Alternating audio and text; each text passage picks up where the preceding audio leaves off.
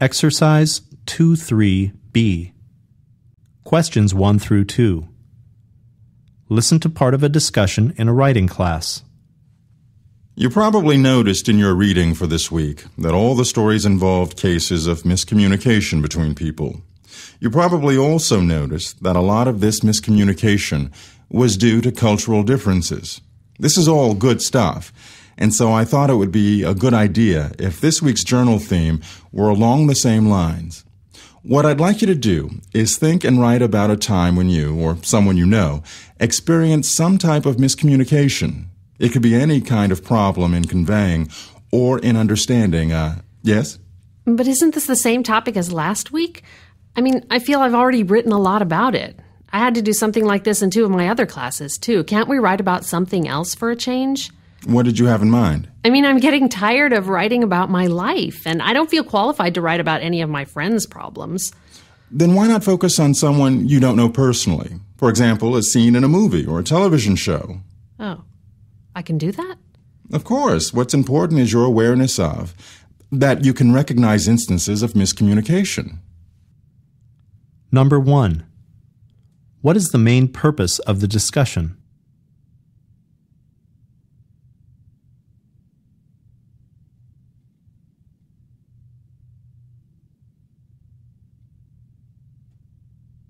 Number 2. What is the woman's attitude toward the assignment?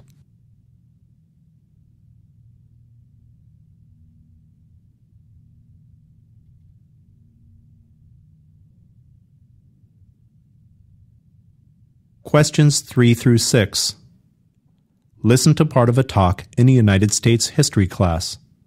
The professor is talking about economics in colonial New England.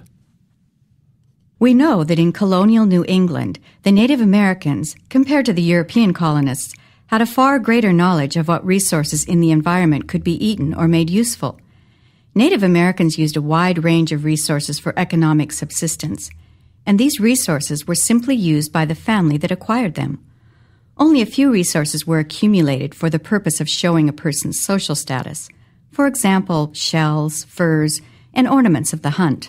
Excuse me, Dr. Singer, but did the Native Americans have a concept of wealth? The Native Americans believed a person's status came more from kinship and personal alliances than from stores of wealth. Their definition of need was what they needed to survive. So if they had food, clothing, and shelter, they considered themselves wealthy. For the European colonists, on the other hand, resources in the environment were seen more as commodities, as goods that could be exchanged in markets. European economies measured commodities in terms of money values, abstract equivalencies that could be accumulated and could function as indicators of wealth and social status. So for the colonists, need was defined by the markets that bought New England goods. So the Europeans perceived few resources in New England ecosystems, but they saw many commodities, fur, fish, timber, which could be sold in the marketplace for profit. Number 3. What is the main purpose of the talk?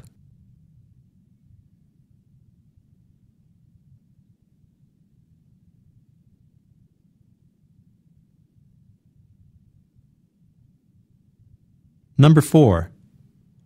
What does the professor say about the Native Americans' use of resources?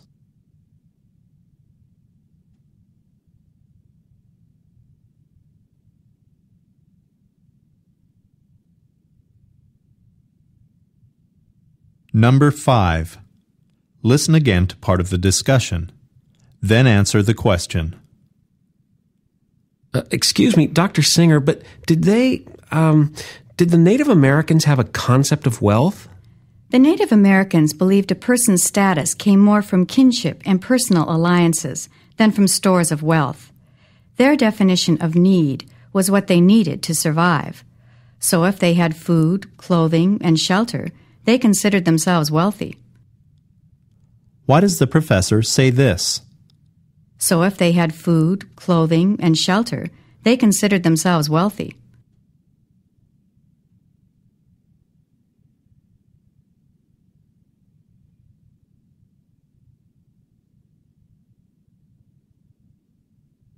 Number 6. Why does the professor say this? So the Europeans perceived few resources in New England ecosystems, but they saw many commodities, fur, fish, timber, which could be sold in the marketplace for profit.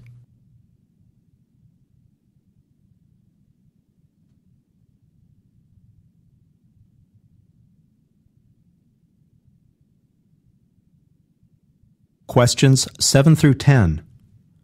Listen to part of a talk in an anthropology class. The professor is discussing culture. What would human life be without culture? It's impossible for us to imagine what we'd be like without language, without art or religion or technology.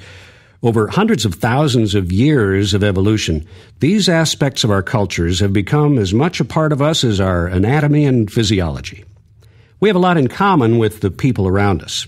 In fact, the number of ideas we have in common with nearby people is very large. A complete list of shared ideas, for example, ideas we share with the people around us, this list would include our ideas about what's right and wrong, what's beautiful and ugly, and so on.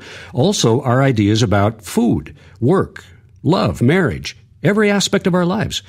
Even our rules about how to behave towards strangers, friends, animals, and the earth.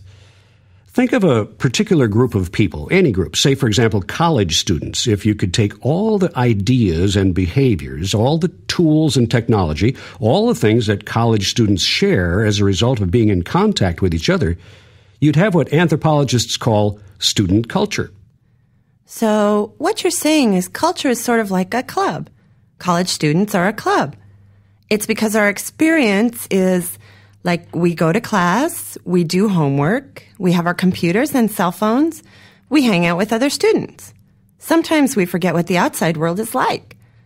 This what we have in common with other students. It's why our culture makes us feel like part of a club, right? Well, in a way, a culture is like a club. Neighboring cultures might share the same ideas and rules like neighboring clubs do, but the comparison doesn't completely cut it. Think about it. A club has borders that we can define, but we run into trouble if we try to draw borders around a culture. Culture isn't a thing, it's an idea. Still, even though the idea of culture is problematic, some of us believe that by continuing to study cultures, we will eventually be able to explain the similarities and differences among us. Number 7. What is the purpose of the talk?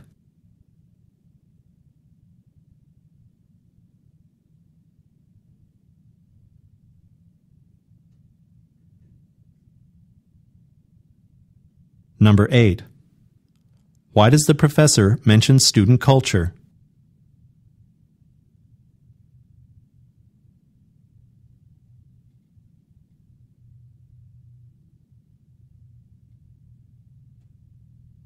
Number 9. What is the woman's attitude toward a student culture?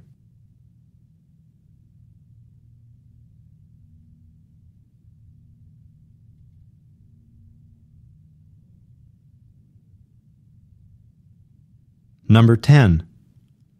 What does the professor think of comparing a culture to a club?